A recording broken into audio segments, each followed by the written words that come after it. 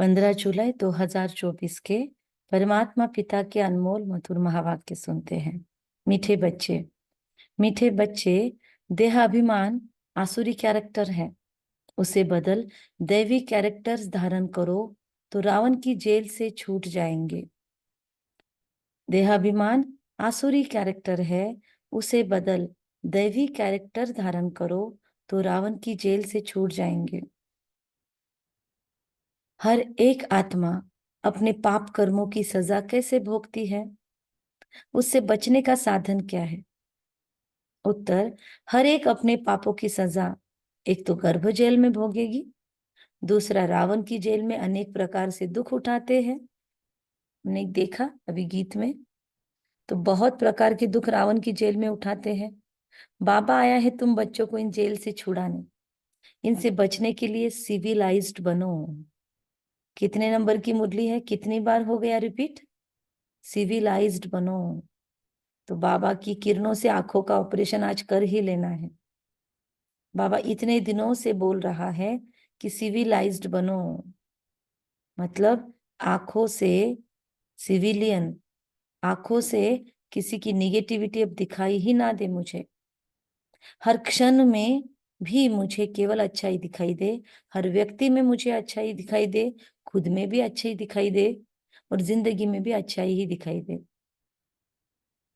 Civilised का meaning मैंने तो ये समझा है। इससे और कुछ नया मीनिंग आप भी अगर एक्सप्लोर कर रहे हो तो जरूर अभी शेयर करो। क्या लगता है आपको? सिविलाइज बनना मतलब क्या? सिर्फ आंखों से काम वासना रूपी हमारी ऊर्जा न निकले या किसी के देह को ना देखे, इतना ही या और भी कुछ? क्या लगता है आपको? बोले, सिविलाइज्ड मतलब क्या?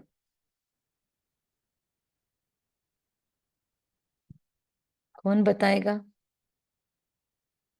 सभी जागरूक ज्योतियां यहाँ पर बैठी है।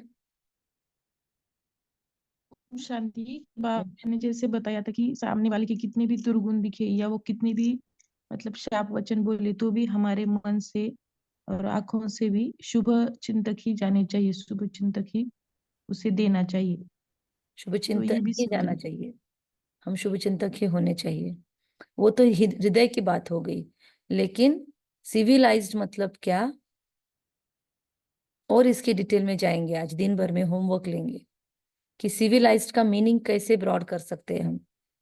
इन आंखों से सिविलाइज्ड और इविलाइज्ड दो वर्ड्स है।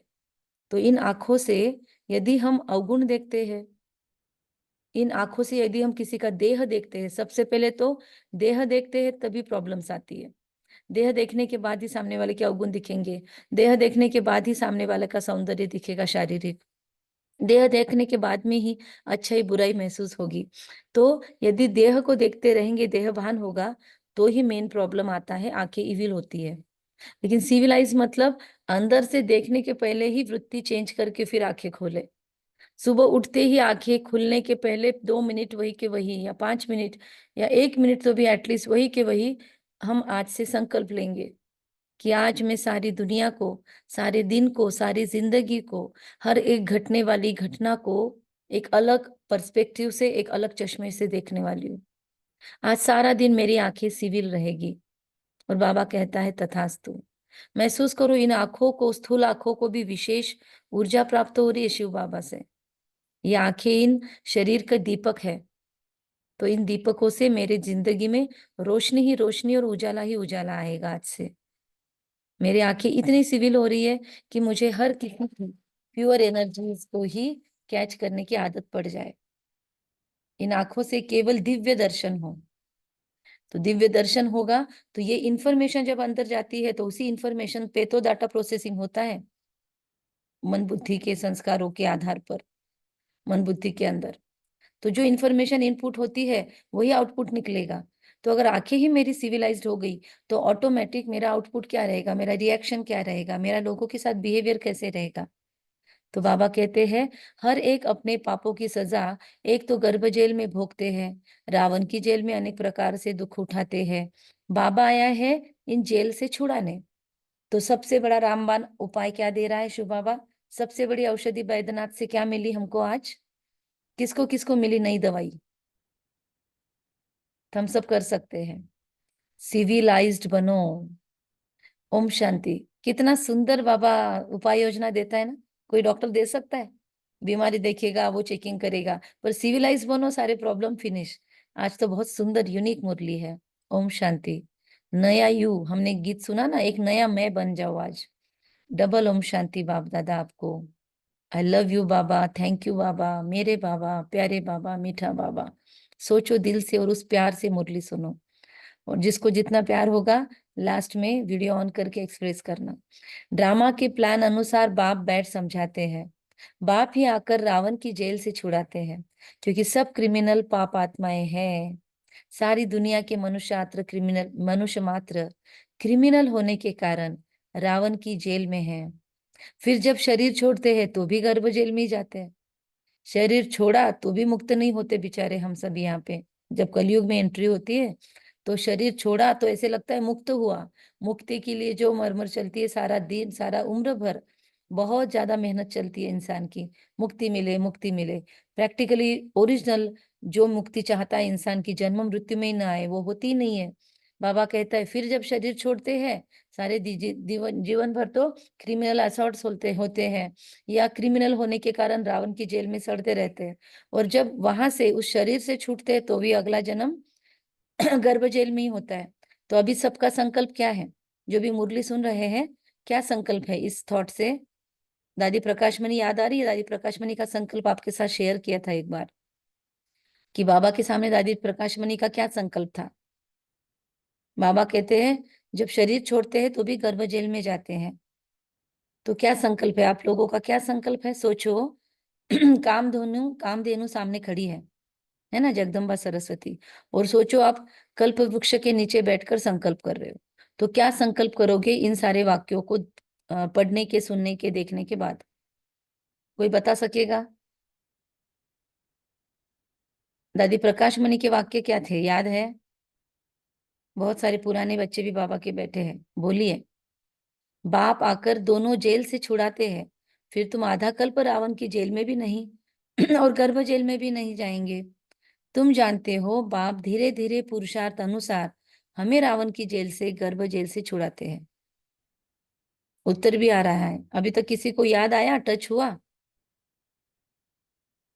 ठीक है, आप लोगों को नहीं बोलना है, मौन व्रत है सभी का सोमवार का। साइलेंस सोमवार मना रहे सभी, तो मौन है सभी का, तो नो प्रॉब्लम।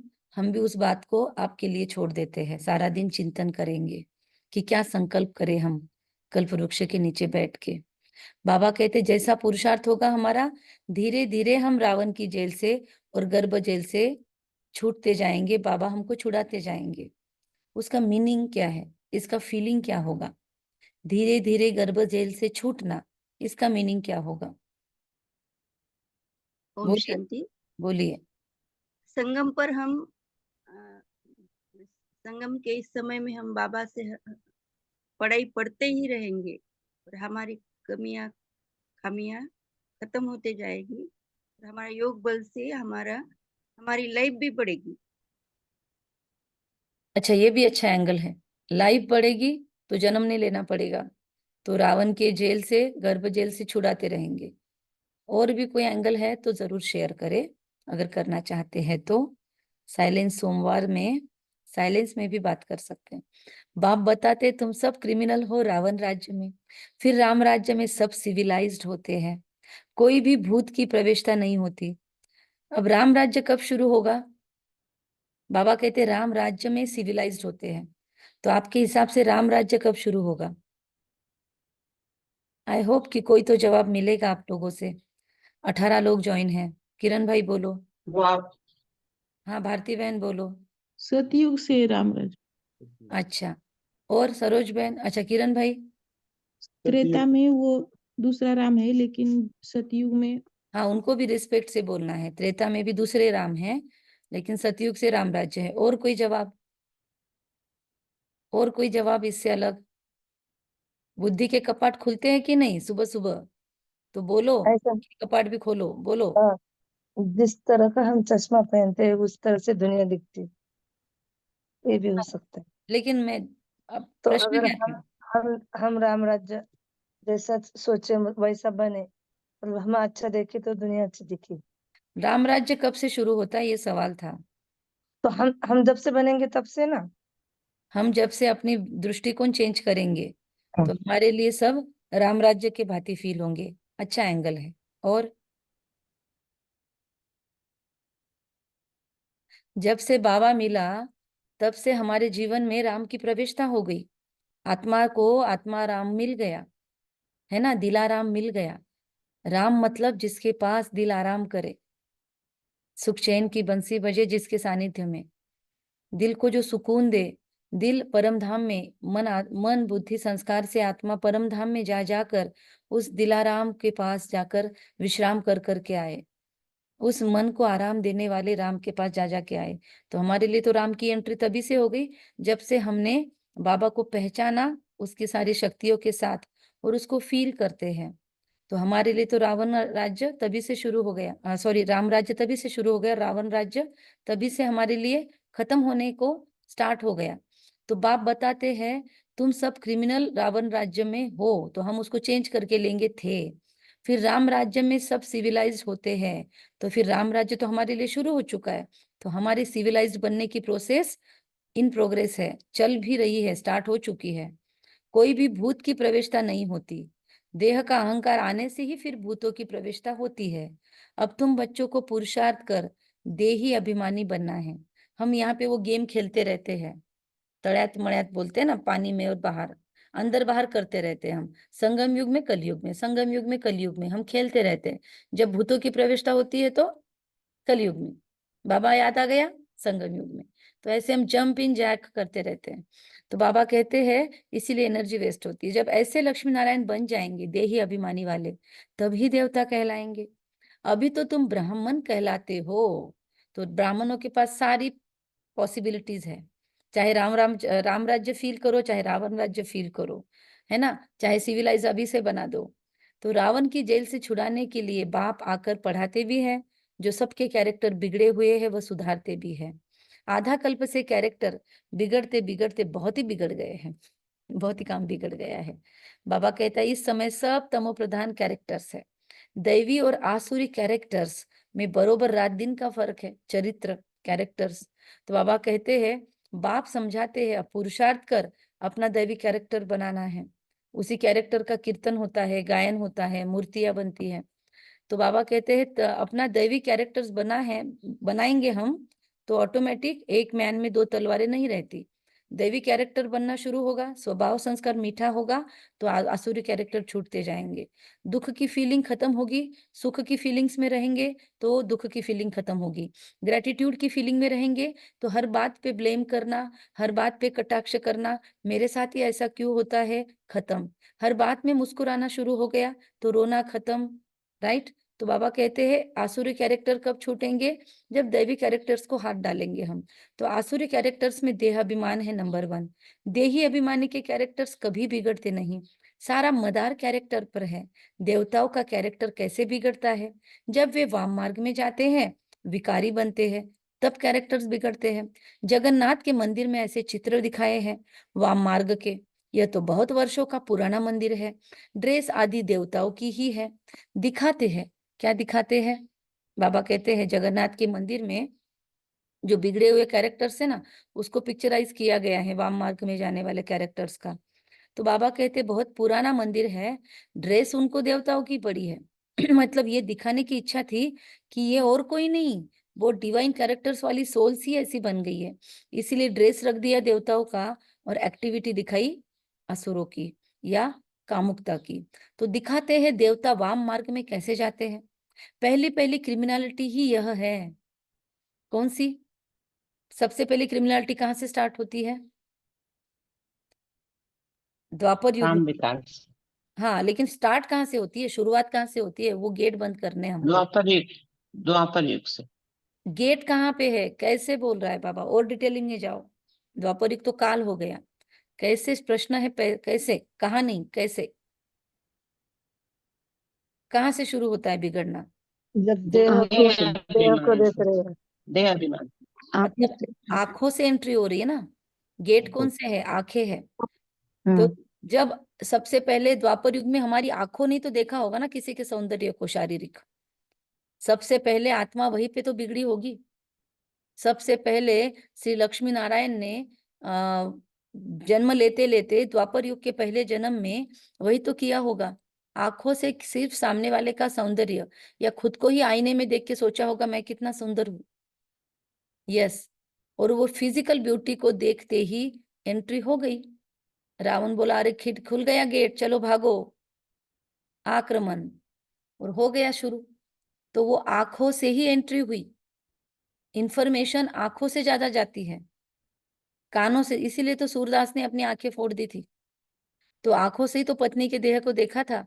इसीलिए सांप पर चढ़कर भी वासना को खत्म करने के लिए पहुंच गया था घर पे। और पत्नी ने जब ज्ञान दिया कि इतना समय इतनी शिद्दत से अगर उस परमात्मा को याद करते थे तो शायद नारायण मिल जाते थे। और उस बात ने इतना झकझोरा कि इन आंखों ने क्या देखा, परमात्मा को क्यों नहीं दिखा, देह को क्यों देखा, आत्मा को क्यों नहीं देखा। तो उसी से रियलाइजेशन हुआ उस आत्मा के। अब आंखें फोड़नी नहीं है हमको, ऑपरेशन कर लेना है बाबा से आंखों को। इसलिए बाबा ने अभी 2-3 दिनों की पहली मुरलियों में क्या बोला, किसी को याद है वो पॉइंट? आंखों से रिलेटेड पॉइंट था, प्यूरिफिकेशन का, उन्नति का। है किसी को मुरली का याद पॉइंट? आप लोग पिछली मुरलियां रिवाइज करते हो ना रोज, क्या कहेंगे? 2-3 दिनों पहले एक मुरली चली थी, इसी से रिलेटेड था। याद करो थोड़ा, किसी को पॉइंट याद आता है तो। एनीवन? बाबा ने कहा था, यस बोलो। बाबा की दृष्टि लेकर। यस, बाबा से अखंड दृष्टि लेते रहो, बाबा से नजरें मिलाते रहो, ये बोला। भगवान की नजरों में रहेंगे तो फिर माया की नजर नहीं आएगी। और बाबा की आंखों में देखते रहेंगे तो वो जो देखता है, वो जिन आंखों से हमको देखता है, वो ऑटोमेटिक हम में ट्रांसफर होगा। आज दिन भर में, कल भी बाबा ने बोला ना, बड़े बड़े पिक्चर बनाओ, बहुत बड़े बड़े पिक्चर लगाओ घर में बाबा के, बाप दादा के। लेकिन बाबा कहता है कैरेक्टर भी तो कॉपी करो, कॉपी तो करो, चरित्र भी कॉपी करो ना। सिर्फ चित्र को कब तक देखते रहेंगे? तो इन आंखों से, बाबा की आंखों से ऐसा कनेक्शन बना लेना है आज योग में। अगर नहीं बनाया कल, वो पूरा नहीं किया मुरली का पॉइंट, तो आज कर लेंगे। आज बाबा को ऐसे देखेंगे कि बाबा तू जिस नजरों से मुझे देखता है ना, मैं भी उसी नजरों से देखूं। तू जिस नजरों से इस दुनिया को देखता है, मैं भी उसी नजरों से देखूं। तू जैसे साक्षी रहता है सब कुछ देख के, वैसे मैं भी रहूं। तो बाबा की नजरों से, बाबा की नजरों की सारी क्वालिटी ले लेना है आज। ठीक है, कौन कौन करेगा? हम सब कर सकते हैं। यह तो बहुत वर्षों का पुराना मंदिर है, दिखाते हैं पहली पहली क्रिमिनलिटी यही है, काम चिता पर चढ़ते हैं। वेरी गुड, सबसे पहला थम्स अप। बाबा कहते हैं फिर रंग बदलते बदलते बिल्कुल काले हो जाते हैं। पहले पहले गोल्डन एज में है संपूर्ण गोरे, फिर 2 कला कम हो जाती है। त्रेता को स्वर्ग नहीं कहेंगे, सेमी स्वर्ग कहेंगे। लेकिन कहते दोनों को मिला के कह देते गोल्डन एज, ब्रह्मा का दिन। लेकिन त्रेता को भी बाबा कहते हैं 2 ही कलाएं घटी, क्योंकि त्रेता के अंदर देहभान आ गया था। त्रेता के अंदर खुद के साथ लड़ाई शुरू हो गई थी, इसीलिए तो युद्ध का दिखाया ना, अस्त्र शस्त्र, धनुष बाण दिखाया। तो श्री राम को क्यों श्री राम का पद मिला? आप लोगों को ये तो मुरलियों में से आपने कैच किया होगा ना, बाबा ने स्पष्ट बोला है कि श्री कृष्ण की आत्मा अलग है और राम की आत्मा अलग है। अगर हम सोचते हैं कि राम, श्री कृष्ण का ही 9वां जन्म श्री राम है, तो नहीं, श्री राम अलग आत्मा है जो कहीं एक जगह, इस हम यहाँ पे पुरुषार्थ कर रहे हैं, लेकिन कहीं पर एक जगह फेल होते हैं। 16 कला संपूर्ण नहीं बनते, संपूर्ण निर्विकारी नहीं बनते, थोड़ा सा रिंचक विकार रह जाता है, थोड़ा सा क्लीनिंग बाकी रह जाता है, और राम नाम सत्य हो जाता है। तो फिर हमें त्रेता युग में एंट्री मिलेगी, क्योंकि वहां पे 100% नहीं जीता है विकारों को। तो वहां पे भी 2 कला इसीलिए तो घटी, तो इसीलिए तो श्री राम का जन्म मिला। तो बाबा कहते हैं कि यह तो बहुत वर्षों का पुराना मंदिर है। श्री राम के साथ में त्रेता युग से भी अगर हम आए तो भी वो जो 8 जन्मों का जो सुख था सतयुग के श्री कृष्ण के साथ वाला, वो तो मिस हो गया। तो सेकंड हैंड ही घर है ना, राम राज्य भी अगर वहां से स्टार्ट हो रहा है तो त्रेता युग से है तो घर सेकंड हैंड ही, भले वो ब्रह्मा के दिन का हिस्सा है। तो बाबा कहते सेमी स्वर्ग है वो। तो बाबा कहते हैं कि बाप ने समझाया है रावण के आने से ही तुम्हारे ऊपर कट चढ़ना शुरू हुई है। अभी बाबा रावण पे माया पे तो डाल देता है, जैसे माँ बाप करते हैं, बच्चे गिरते हैं, माँ बाप टेबल को मारते हैं, अच्छा टेबल ने मारा तुझे। बच्चे को नहीं बोलते कि तू सीधा नहीं चल रहा था, है ना, ताकि बच्चे का दिल ना विदीर्ण हो जाए। बच्चे को दर्द नहीं होना चाहिए, इसलिए वो टेबल को मारते हैं। बाबा भी ऐसे ही करते हैं। रावण के कारण तुम्हारी आंखें क्रिमिनल हुई, रावण के कारण तुम्हारे ऊपर कट चढ़ना शुरू हो गया, माया तुम्हें परेशान करती है। लेकिन हमने क्या लेना है इस मुरली में से? हम भी फिर पैम्पर ना करें खुद को, खुद के लिए थोड़ा स्ट्रिक्ट बने कि ये माया मतलब मेरे अंदर की कमजोरियां हैं, तो मुझे खत्म करना है। रावण ने मेरे ऊपर कट चढ़ाना शुरू किया क्योंकि मैंने अलाउड किया। पूरे क्रिमिनल अंत में बनते हैं हम। अभी 100% क्रिमिनल कहेंगे, 100% वॉइसलेस थे सतयुग में, एक भी विकार नहीं। इसलिए तो बाबा हम सो हम का मंत्र देता है, 5 स्वरूप बार बार अभ्यास करो कहता है। उस 5 स्वरूप में जब हम सो कहते हैं और देखते हैं श्री विष्णु स्वरूप को, और सो हम कहते हैं और उसके अंदर एंट्री मार लेते हैं, और फिर फील करो उस स्टेज को कि सतयुग में यहाँ मेरे पास एक भी विकार नहीं। तो हर किसी के लिए मेरी वृत्ति कैसी है, मुझे कैसे फील हो रहा है ऐसी प्योर वृत्ति से। ऐसा सुंदर कंचन काया वाला शरीर जिसमें एक भी नकारात्मकता नहीं, एक भी हार्मोन इम्बैलेंस नहीं, ऐसे शुद्ध शरीर में मुझे कैसे फील हो रहा है। जाके देखो, उस घर में एंट्री करो, उस कंचन काया में एंट्री करो, अपने सतयुग के ड्रेस को पहन के फील करो कैसा फील होगा सतयुग में हमको। और ये बार बार फील करने से वो हार्मोन्स इस शरीर में भी स्रावित होना शुरू होंगे, सात्विक हार्मोन्स, सतयुग के हार्मोन्स। सोचो ना, वहां की बॉडी बिल्कुल डिसफंक्शनल नहीं है, यहाँ पे पूरी बॉडी डिसफंक्शनल क्यों होती है? क्योंकि आत्मा के विचारों से आत्मा गर्भ में एंट्री करने के बाद अपने शरीर को क्रिएट करती है। माँ बाप तो केवल भ्रूण को तैयार कर लेते हैं, लेकिन बाद में जो भी 3 महीने के बाद में जो डेवलपमेंट और ग्रोथ होती है, जो भी कर्मेंद्रिय तैयार होते हैं, टेढ़े मेढ़े या सीधे, वो सब कुछ हम अपने संस्कारों से, अपने वृत्तियों से बनाते हैं। तो इसीलिए कभी भी हमारे शरीर के अंदर कोई भी व्यंग्य है तो वो हमारी खुद की क्रिएशन है। तो इसीलिए वह प्योर वॉइसलेस जो दुनिया थी उसको बार बार फील करेंगे तो वो हॉर्मोन्स यहाँ पे आएंगे, तो सारे बिगड़े हुए हॉर्मोन्स ठिकाने आ जाएंगे। तो अब बाप कहते सुधरते जाओ, ये रावण का जेल बहुत बड़ा है, सबको क्रिमिनल ही कहेंगे यहाँ पर, क्योंकि रावण के राज्य में है। हम भी संगम युग में हैं, पर कुछ न कुछ रावण के राज्य का सेक हमको भी लगता है। तो राम राज्य और रावण राज्य का तो उनको पता ही नहीं है। अभी तुम पुरुषार्थ कर रहे हो राम राज्य में जाने का। संपूर्ण तो कोई बना नहीं है, कोई फर्स्ट, कोई सेकंड, कोई थर्ड में है। अब बाप पढ़ाते हैं हमें तो हमको दैवी गुण धारण कराते हैं। देह अभिमान तो हम सब में है। अपने देहभान की लिस्ट निकाल सकते हैं आज कि मुझे कहाँ कहाँ देह अभिमान है, कहाँ कहाँ देह के बंधनों में फंसी हूँ, कहाँ कहाँ देह से कनेक्टेड चीजों में ही ज्यादा इंटरेस्ट है।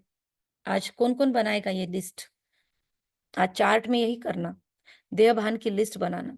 ग्रुप में डालेंगे कोई आप में से होमवर्क के रूप में। तो 2-3 चीजें हैं, सिविलाइज्ड का योग करना है, उसके बाद दैवी कैरेक्टर्स खुद में लाने हैं और उस कैरेक्टर में घुसना है। और तीसरा होमवर्क है कि कौन सा तीसरा होमवर्क है?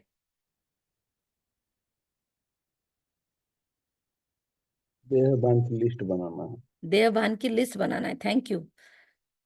ओके, अब बाप पढ़ाते हैं, दैवी गुण धारण कराते हैं। देह अभिमान तो सब में है, जितना जितना तुम सर्विस में लगे रहेंगे उतना उतना देह अभिमान कम होता जाएगा। एंटीडोट क्या है देह अभिमान का? सर्विस में लगने से देह अभिमान कैसे खत्म होगा, कोई बताएगा? सर्विस करने से, बाबा ने तो बोल दिया और हमने मान लिया, ऐसा थोड़ा लॉजिक तो लगाना ही चाहिए ना। जब तक मन को, बुद्धि को लॉजिक नहीं मिलेगा तब तक वो मुरली की कोई पॉइंट स्वीकार नहीं करेगी। इसीलिए हमको सारी मुरलियां याद नहीं रहती।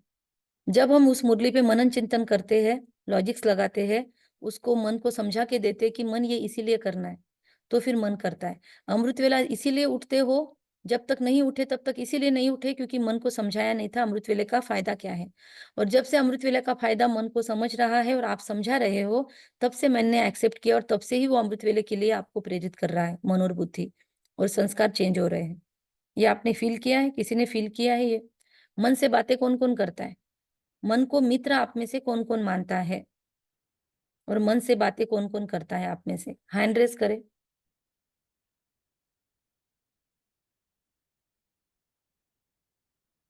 माइक ऑन करके भी बोल सकते हैं, कुछ लोगों का तो टोटल मौन है। यस, शोभा बहन, सरोज बहन, किरण भाई और प्रमिला बहन, शेफाली बहन।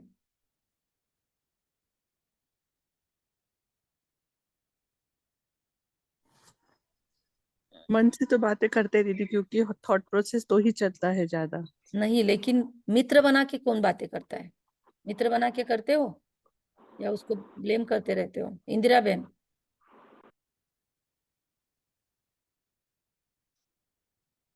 मन को मित्र बनाने की कला अगर हम सीख जाए ना, वारे न्यारे है हमारे।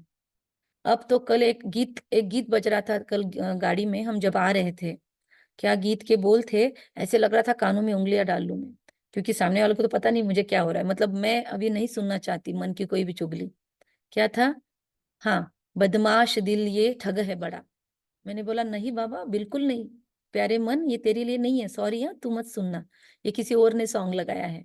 मैंने मन से तुरंत बात की, तू तो बहुत सयाना है और तू तो कभी ठगता नहीं है, तू तो मेरी हर बात मान रहा है, तू तो मेरा मित्र बन गया है। तो बदमाश दिल तू ठग है बड़ा, कितने ब्लेम्स हो गए उसके ऊपर ना। अभी मन की चुगली करना फिनिश करके देखो, आज से अगर नहीं करते हो तो आज से शिफ्ट करके देखो। जब से मैंने ये शिफ्ट किया, मुझे तो ऐसा अनुभव है कि हर वक्त मन सपोर्ट कर रहा है, अच्छी अच्छी बातों के लिए प्रेरित कर रहा है, राइट, प्रोग्रेस के लिए प्रेरित कर रहा है। तो हर क्षण मन मेरा मित्र है।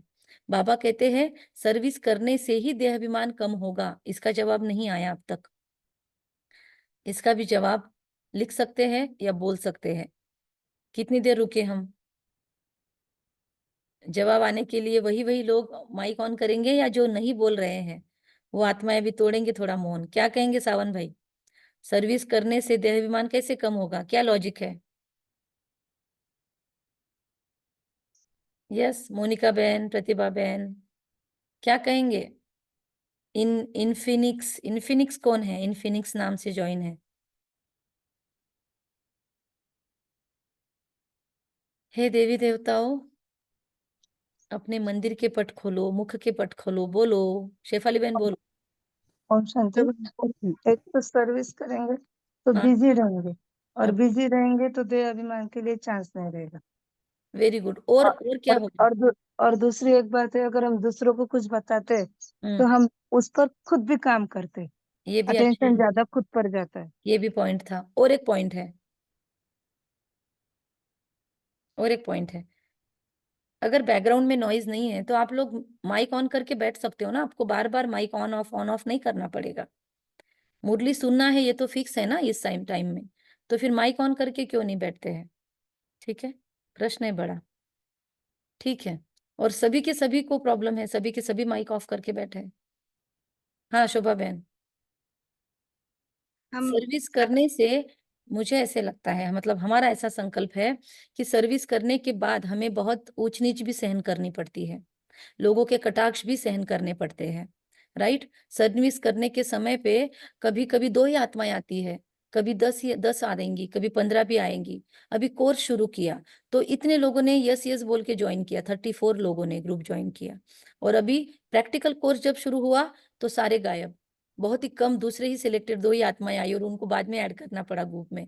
मतलब शुरू किसके लिए किया था और आ कौन रही है, लाभ कौन ले रही है? तो ऐसे अपमानजनक इंसिडेंट्स भी बहुत होते हैं जिसमें आपको अपमान फील हो सकता है कि अरे हमने तो इतने के लिए किया, लोग आए नहीं। आप बहुत बड़ा अरेंजमेंट करते हो और लोग नहीं आते, राइट। ऐसा बहुत होता है। मेगा फंक्शन में इतने ज्यादा मेहनत की सभी बीकेज ने और बहुत लोग आए, लेकिन बाद में सेंटरों पे कोई नहीं आए। औरंगाबाद में छत्रपति संभाजी नगर में तो इतना बड़ा हुआ, 1 लाख दादी आई थी और उसमें से केवल 1 आत्मा निकली है, फिर बाद में निकली होंगी लेकिन तब केवल 1 आई।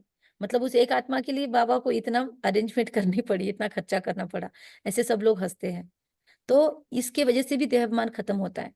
जब ये ऊंच नीच हम सहन करते ना, तब भी देहाभिमान खत्म होता है। तो आप लोगों का कुछ और संकल्प हो तो आप बोलेंगे तो ऐड होगा। देही अभिमानी बड़ी बड़ी सर्विस करेंगे। बाबा देही अभिमानी है तो कितनी अच्छी सर्विस करते हैं। सभी को क्रिमिनल रावण की जेल से छुड़ाए सदगति प्राप्त करा देते हैं। वहां फिर दोनों जेल नहीं होगी, यहाँ डबल जेल है। सतयुग में न कोर्ट है, न पापात्माएं है, न तो रावण की जेल ही है। रावण की है बेहद की जेल, सभी 5 विकारों की रस्सियों में बंधे हुए हैं। अपरम अपार दुख है, दिन प्रतिदिन दुख वृद्धि को पाता रहता है। बाबा कहता है सतयुग को कहा जाता है गोल्डन एज, त्रेता को सिल्वर एज। सतयुग वाला सुख त्रेता में नहीं हो सकता, क्योंकि आत्मा की 2 कलाएं कम हो जाती है। आत्मा ही कला कम होने से शरीर में भी ऐसे हो जाते हैं। आत्मा की कला कम होने से शरीर भी कलाहीन हो जाता है, काला या गोरा होने के बावजूद भी। कल सुना हमने एक सेशन में कि जो ज्यादा गोरे स्किन वाले होते हैं उनको स्किन कैंसर्स की ज्यादा प्रॉब्लम होती है। मतलब यहाँ का सौंदर्य भी काम का नहीं है, विटामिन डी की कमी हो जाती है, तो फिर स्किन टैनिंग के लिए लोग पीछे पड़े हैं। तो बाबा कहते कलाएं आत्मा की घटी है तो शरीर की भी कलाएं घट रही है। तो यह समझना चाहिए कि बरोबर हम रावण के राज्य में देहाभिमानी बन पड़े हैं। ये समझना चाहिए। शरीर में कोई भी प्रॉब्लम आया तो क्या समझना चाहिए? थैंक यू, थैंक यू बोलना चाहिए सबसे पहले। आज सुबह जोरदार गिरे हम लैपटॉप लेके, सुबह सुबह के सेशन के पहले इतना जोर से गिरे कि सब लोग योग करते करते झोपड़ी से भाग के आए। लेकिन तुरंत पता नहीं क्या दिल से बोला थैंक यू, न जाने कौन से विकर्मा विनाश हो गए और कुछ भी नुकसान नहीं हुआ। बहुत बड़ी बात थी। सब कितनी बार पूछ रहे थे, हमने बोला कोई प्रॉब्लम नहीं, आप कंटिन्यू करो, हम सेशन लेने जा रहे हैं। लेकिन बाबा कहता है हमारी वो वृत्ति हमको मैनेज करनी होगी। और बहुत मजा आ रहा है, सुबह से सब लोग चेहरा देख रहे हैं और हमको अजीब खुशी हो रही है कि पता नहीं कितने बड़े पाप की एक छोटे से चूली से काटा हो गया होगा, पता नहीं बहुत बड़ा एक्सीडेंट होगा और सिर्फ छोटी सी चोट से काम खत्म हो गया। तो बाबा हमें न जाने कहाँ कहाँ ऐसे मदद करता है। तो हमको ये चेक करना है कि अभी अगर मेरे शरीर में कोई भी प्रॉब्लम है, मुझे कोई भी फिजिकल इलनेस आ रहा है, कोई भी बाहर से अगर कोई मेरे से मुझे तंग कर रहा है, तो ये सारे मेरे बनाए हुए प्रॉब्लम्स है। I take 100% responsibility. और जब हम 100% जिम्मेदारी लेते हैं अपने विकर्मों की, उसके बाद ही हीलिंग स्टार्ट होता है। तो इसके लिए सबसे पहले आई एक्सेप्ट इट। अब बाप आया है रावण की जेल से छुड़ाने। आधा कल्प का देहाभिमान निकलने में देरी तो लगती है, बहुत मेहनत करनी पड़ती है। जल्दी में जो शरीर छोड़ गए वह फिर बड़े होकर आए कुछ ज्ञान उठा सकते हैं बाबा के पास से। तो बाबा कहते जितना देरी होती जाती है तो फिर पुरुषार्थ कर न सके। इसीलिए जो भी बूढ़े शरीर में है या जिनको भी लगता है शरीर में बहुत प्रॉब्लम है, बाबा कब संगम खत्म होगा, कृपया आपसे विनंती है ऐसा थॉट ना करे। इस शरीर को चलाने की कोशिश करे। और भी कुछ चाहिए तो एक बाहर का बुक है, the law of spirit world, पढ़ लीजिए। वो जीवात्मा जगत के नियम समझ जाएगा आपको। उसमें दूसरी आत्माएं अपनी माता से कहते हैं कि अगर इस जन्म में आपको बहुत बहुत टेरिफिक दर्द भी और दुख भी और पीड़ा भी सहन हो रही है ना, करनी पड़ रही है, तो कर लो। क्योंकि मृत्यु के बाद जीवन बहुत इजी नहीं है, बहुत वहां पे प्रॉब्लम्स है।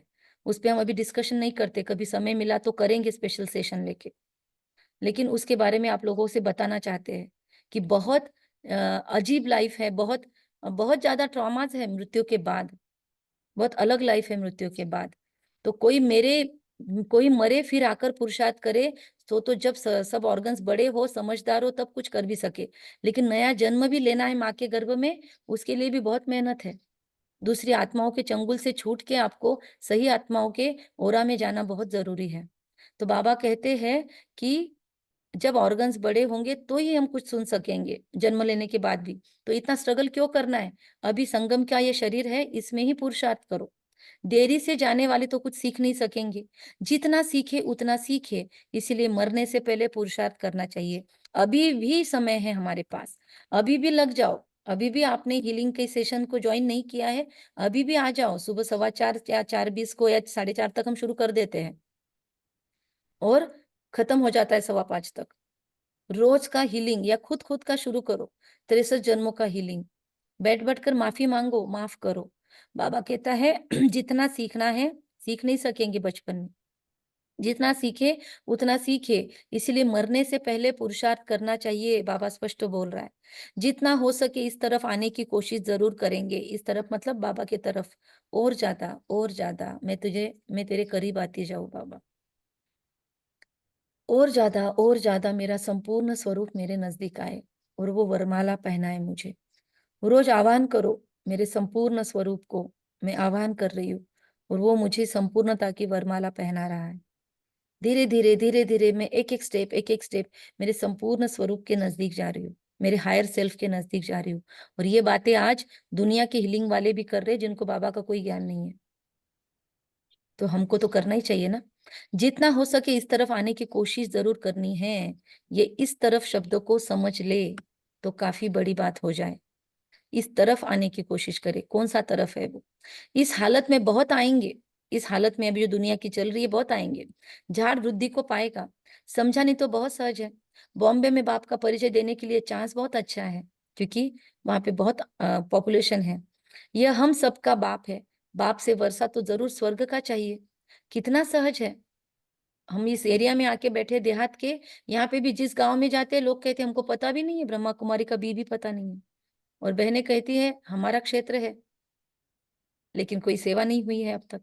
तो देखो कितनी अभी भी स्कोप है। सबका बाप है, बाप से वर्षा तो जरूर स्वर्ग का चाहिए। कितना सहज है।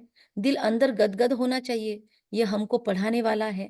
ऐसा गदगद होता है। किसको किसको खुशी हो रही है? स्माइल का सिंबल भेज सकते हो अगर आता है तो। वहां पे स्माइल का सिंबल भी होता है, जैसे थम्स अप का होता है, स्माइल का भी होता है। बाबा कहते दिल अंदर गदगद होना चाहिए। ये हमको पढ़ाने वाला है। खुशी हो रही है सबको? किसको किसको खुशी हो रही है कि वाह बाबा पढ़ा रहा है, कितना महान पर्सनालिटी मुझे रोज टीचिंग दे रहा है। मैं किसके क्लास में हूँ? मुझे कौन ट्रेनिंग दे रहा है? आज खान सर या फिजिक्स वाला या जो फेमस है ना, जो विकास कीर्ति सर है, इनको अगर क्लासेस मिल जाए बच्चों को तो बच्चे ऐसे झूमते हैं। तो क्या उससे भी ज्यादा खुशी हमको मिल रही है? यस, किरण भाई को हो रही है। और किसको किसको हो रही है? हाँ हो रही है। यस, गदगद हो रहा है मन। ऐसे जंप मार रहे हो, ऐसे खुशी में खग्गियां मार रहे हो। बाबा कहते हैं गदगद होना चाहिए। ये हमको पढ़ाने वाला है। ये हमारी एम ऑब्जेक्ट है। हम पहले सदगति में थे, फिर दुर्गति में आए, और फिर दुर्गति से सदगति में हमको ही जाना है। शिव बाबा कहते हैं मामेकम याद करो, जो तो तुम्हारे जन्म जन्मांतर के पाप कटते जाएंगे। यह शिफाली बहन को भी गदगद हो रहा है। सभी को हो रहा होगा। कुछ कुछ रिएक्शन नहीं देना पसंद करते, गंभीर आत्माएं हैं। बाबा कहते तुम बच्चे जानते हो, जब द्वापर में रावण राज्य होता है तो 5 विकार रूपी रावण सर्वव्यापी हो जाता है। तुम बच्चे जानते हो, जब द्वापर में रावण राज्य होता है तो 5 विकारों रूपी रावण सर्वव्यापी हो जाता है। मुझ में, तुझ में, सब में रावण समा जाता है। जहाँ सर्वव्यापी विकार, वहां सर्वव्यापी बाप कैसे हो सकता है? सर्वव्यापी विकार हो गए, वहां कहाँ से बाप आएगा? जिथे राम आहे तिथे रावण नहीं, आणि रावण आहे तिथे राम नहीं। एट अ टाइम नहीं रह सकते दोनों भी। सभी मनुष्य पाप आत्माएं हैं ना। बाप सम्मुख है तब तो ऐसे कहते हैं कि मैंने कहा ही नहीं है, उल्टा समझ गए हैं। बाबा सामने आया तभी तो ऐसे बोल सकता है कि ये शास्त्र में ये प्रॉब्लम है। तो बाबा समझते हैं, बाबा कहते हैं उल्टा समझते हैं। विकारों में गिरते गिरते गालियां देते देते भारत का यह हाल हुआ है। किसको गालियां दी? बाबा ने आज स्पष्ट बोला, मुझे गालियां दी ना तुमने, इसलिए भारत का यह हाल हुआ है।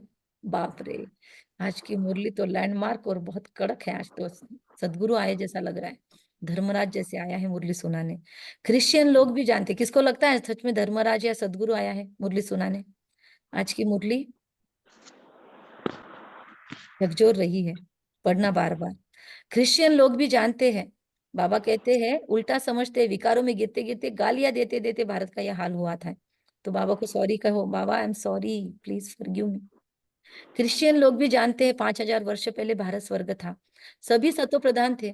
भारतवासी तो लाखों वर्ष कह देते हैं, क्योंकि तमो प्रधान बुद्धि बन पड़े हैं।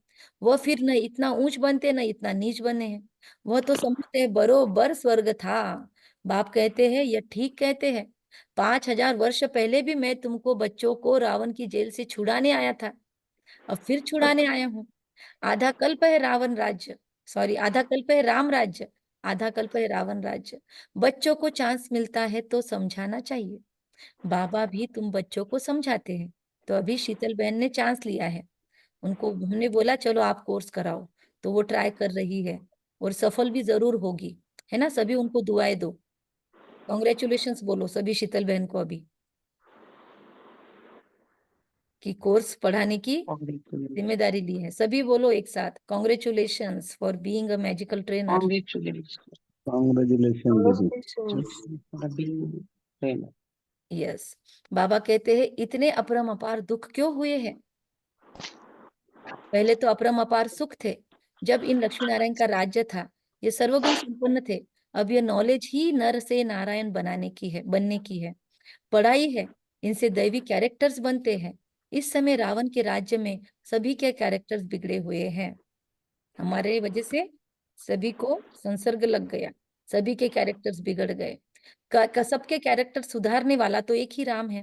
इस समय कितने धर्म है, मनुष्यों की कितनी वृद्धि होती रहती है। कहते हैं पत्थर उठाया तो धर्म मिलेगा, और उसकी कैलकुलेशंस भी है कि इतने धर्म हैं, इतने मठ हैं, इतने पंथ हैं, इतने सारे अलग अलग कास्टिज्म हैं, तो बहुत है भारत में।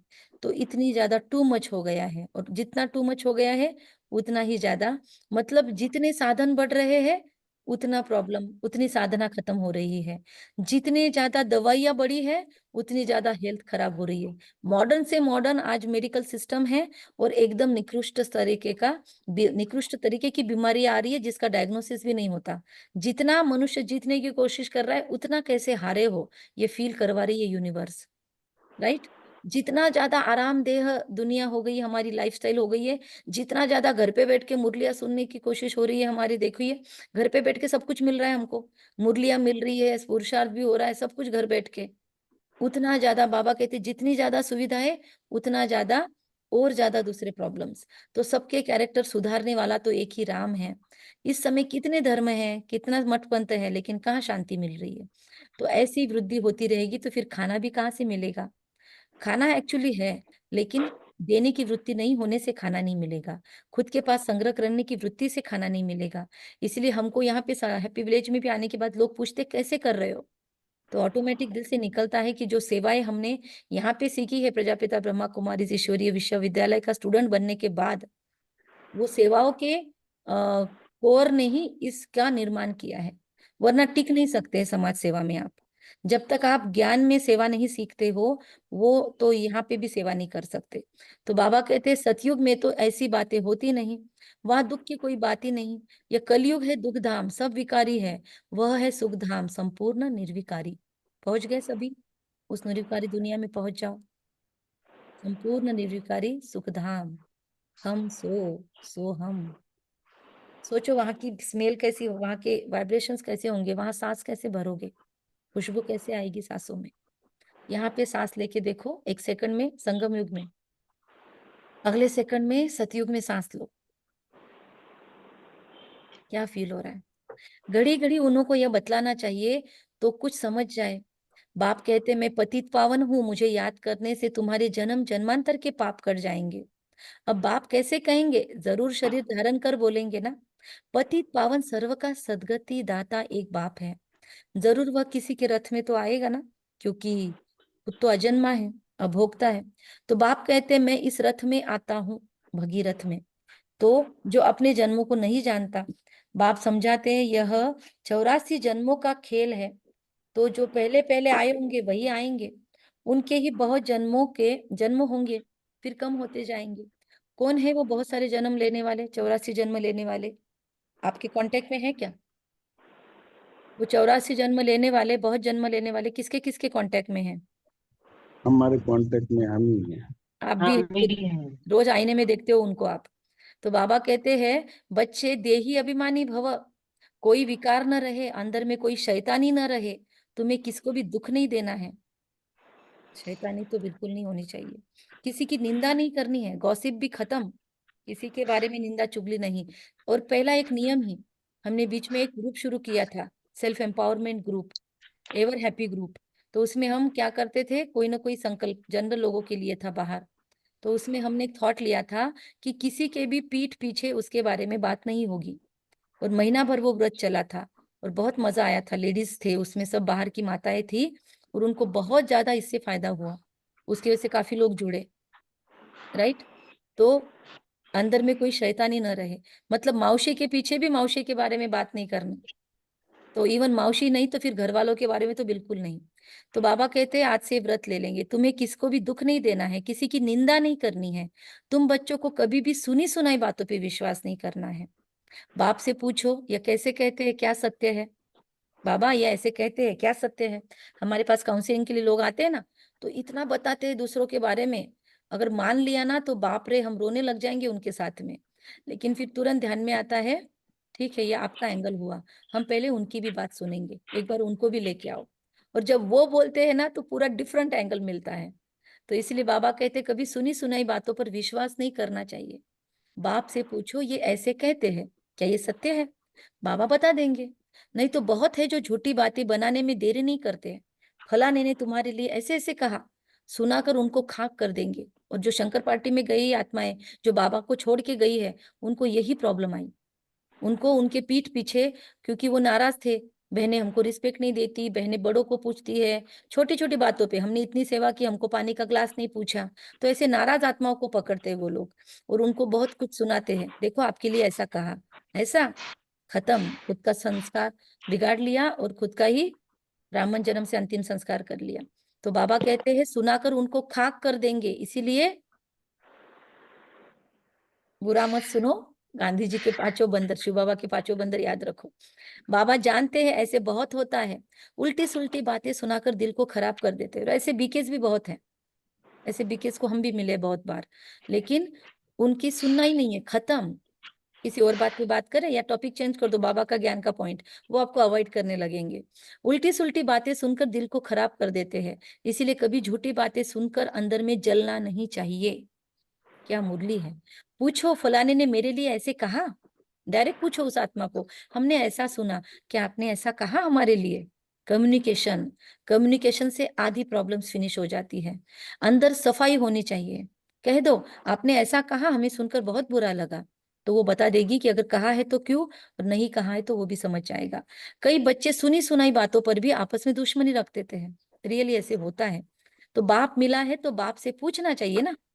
ब्रह्मा बाबा पर भी बहुतों को विश्वास नहीं होता है, अभी लेटर लिख के पूछो, आपको जवाब मिल जाएगा। शिव बाबा को भी भूल जाते हैं। बाप तो आए हैं सबको ऊंचा बनाने, प्यार से उठाते रहते हैं। ईश्वरीय मत लेनी चाहिए। निश्चय ही नहीं होगा तो पूछेंगे ही नहीं, तो रिस्पॉन्ड भी नहीं मिलेगा। बात क्लियर है। बाबा पे निश्चय होगा, सब कुछ उसको समझेंगे, तभी तो उसको पूछेंगे। अगर निश्चय नहीं है तो बसारा स्टार्ट ही नहीं होगा ये कम्युनिकेशन। बाप जो समझाते हैं उसको धारण करना चाहिए, अगर नहीं है तो अभी से भी शुरुआत कर सकते हैं। तुम बच्चे श्रीमत पर विश्व में शांति स्थापन करने के निमित्त बने हो। एक बाप के सिवाय और कोई की मत ऊंचे से ऊंच नहीं हो सकती। ऊंचे से ऊंच मत है ही भगवान की, जिससे मर्तबा भी ऊंचे से ऊंचा मिलता है। बाबा कहते हैं अपना कल्याण कर, ऊंच पद पाओ, महारथी बनो। पढ़ेंगे ही नहीं तो क्या पद पाएंगे? यह है कल्प कल्पांतर की बात। सतयुग में दास दासियां भी नंबरवार होते हैं। बाबा तो आए हैं ऊंचा बनाने, पढ़ते ही नहीं तो क्या पद पाएंगे? प्रजा में भी ऊंच से ऊंच पद होते हैं ना, ये बुद्धि से समझना है, बुद्धि से समझना है। मनुष्य को पता नहीं पड़ता है कि हम कहाँ जाते हैं, रसातल में जा रहे हैं पर समझ नहीं रहा है कहाँ जाते हैं, ऊपर जाते हैं या नीचे उतरते जाते हैं, है ना। रील बना बना के ही खुश होते हैं। बाबा कहते बाप आकर तुम बच्चों को समझाते हैं, कहाँ तुम गोल्डन सिल्वर एज में थे और कहाँ आयरन एज में हो। मतलब बाबा को पता है क्या लेवल थी हमारी और हम कहाँ पे खुश मान रहे हैं। तो बाबा कहते हैं इस समय तो मनुष्य मनुष्य को खा लेते हैं, प्रैक्टिकल में भी खा लेते हैं। ताइवान में जाओ या उधर की कंट्रीज में जाओ आप, तो वहां पर 2 दिन के बच्चे को माता बेच देती है पैसे के लिए, और उसको प्रैक्टिकली माइक्रोवेव में बेक करके बच्चा रखा जाता है सामने। और हैवानियत की लिमिट क्रॉस किए हुए आत्माएं अपने शरीर में उस मनुष्य के देह को भी डालती है। आप गूगल करके देख लेना। इस समय तो मनुष्य मनुष्य को खा लेते हैं। बीच में हुआ था ना नरसंहार, तो आपने सुनी होगी न्यूज। तो अब ये सभी बातें तब समझे तब कहे कि ज्ञान किसको कहा जाता है। कई बच्चे एक कान से सुनकर दूसरे से निकाल देते हैं। अब बाबा की ये मुरली आई, कल दूसरी आ जाएगी, परसों तीसरी आ जाएगी, अलग अलग होमवर्क मिलते रहेंगे और भूलते जाएंगे। इसलिए ऐसी मुरलियों को अपने बोर्ड पे चिपका दो। अच्छे अच्छे सेंटर्स के अच्छे अच्छे बच्चों की क्रिमिनल आई रहती है। फायदा नुकसान इज्जत की परवाह थोड़ी रखते हैं। मूल बात है पवित्रता की, इस पर ही कितने झगड़े होते हैं। बाप कहते ये काम महाशत्रु है, इन पर जीत पहनो तभी जगत जीत बनेंगे। देवताएं संपूर्ण निर्विकारी है ना, आगे चल समझ ही जाएंगे, स्थापना हो ही जाएगी।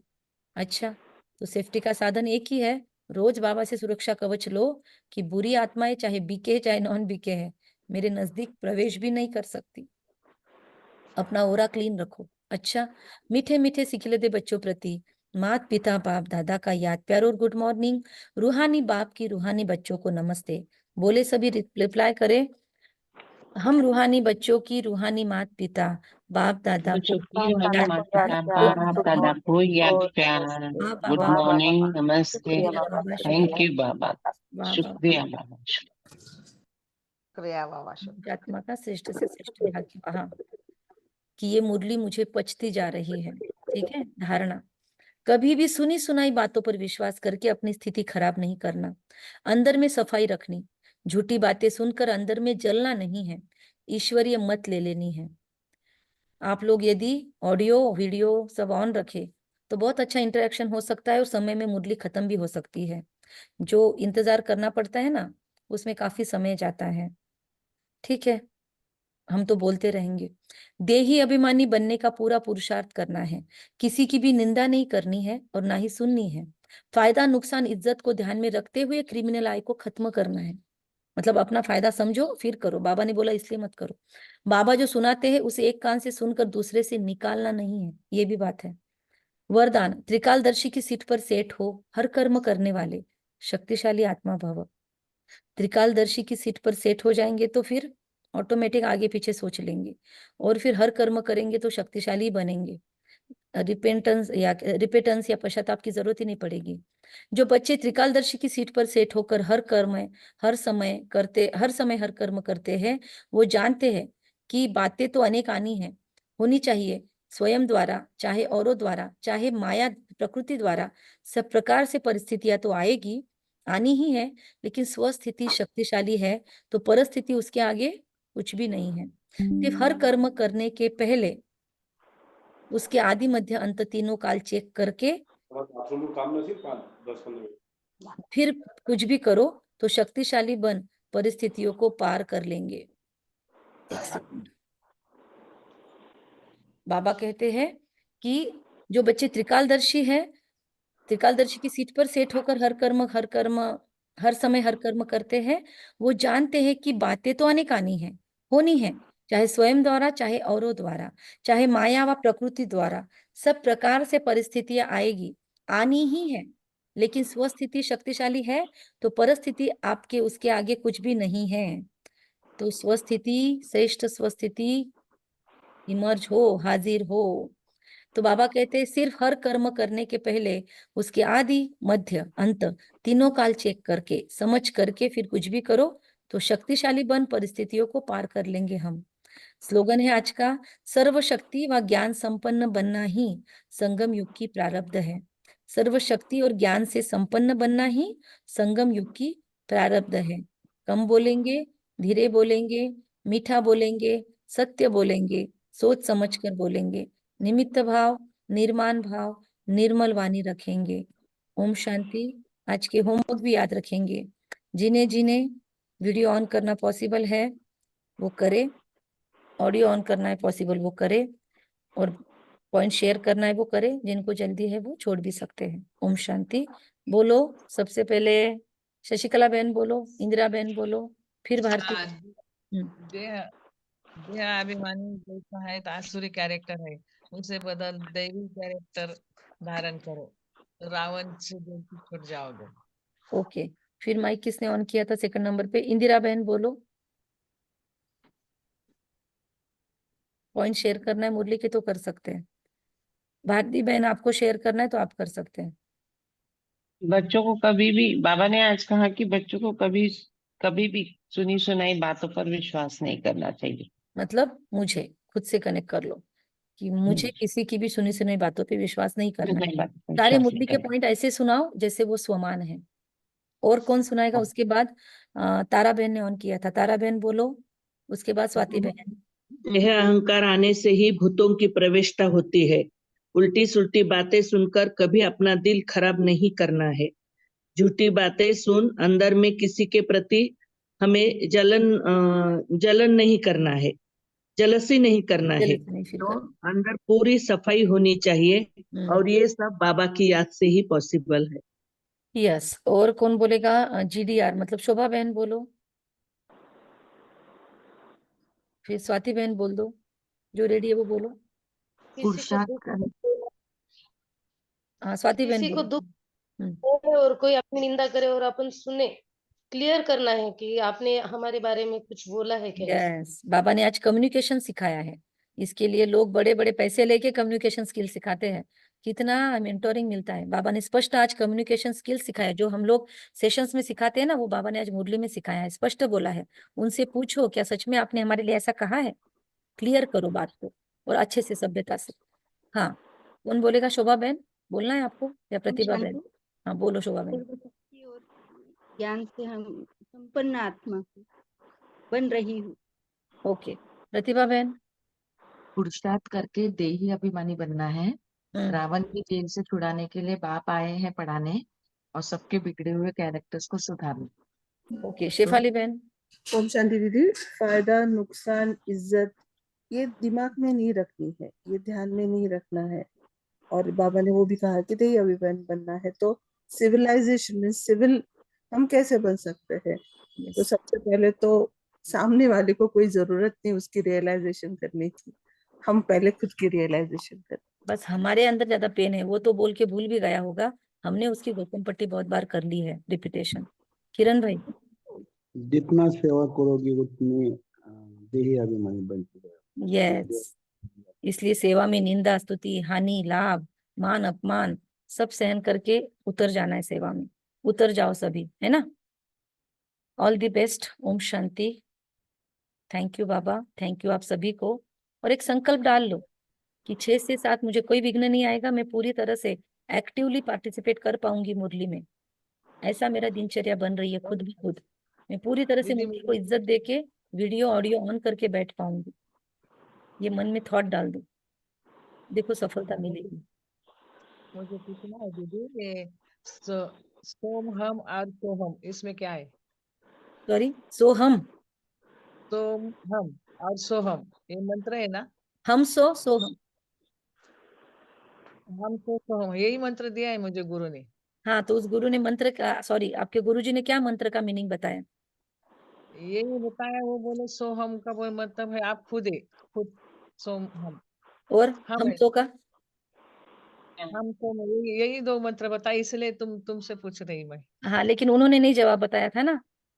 हाँ, हाँ, तो आज शिव सदगुरु उसका जवाब बताते हैं, मैं नहीं। बाबा ने हमको ये बताया है, हम सो। महसूस करो, मैं सो मतलब वो हूँ। क्या हूँ? वो सतयुगी, वो सतयुग की देवी देवता स्वरूप की इमेज। तो मैं वो हूँ, हम सो। और अब जाओ उसमें जंप मारो, वो कैरेक्टर में घुस जाओ। और अब उधर से खुद को देखो कि सो हम, यही मैं हूँ। ये विष्णु स्वरूप, ये संपूर्ण देवता स्वरूप, ये 16 कला संपूर्ण वाला स्वरूप मैं हूँ। पहले वो मैं हूँ, हम सो, और सो हम, वही मैं हूँ। समझा? हाँ, शब्दों का खेल है हाँ, थोड़ा सा। हम ओके, तो सो अभी गुरु ने मंत्र दिया और सदगुरु ने उस मंत्र को सफल किया। सफल तो किया, भले सही वही बात। मंत्र करो, वो गुरु भी हाँ, खुश और ये सदगुरु की भी प्राप्ति, लेकिन थैंक यू फीलिंग के दीदी। साथ, फीलिंग के साथ। थैंक यू बाबा। ओम शांति। आज परमात्मा बाबा ने की ओम वरदान से शांति। मैं सिविलाइज बन रही हूँ। बहुत अच्छा। ठीक है, हम क्लोज करते हैं। 7:30 बजे और एक सेशन है। Thank you. Thank you. Thank you दीदी। थैंक यू ओम दीदी। शांति।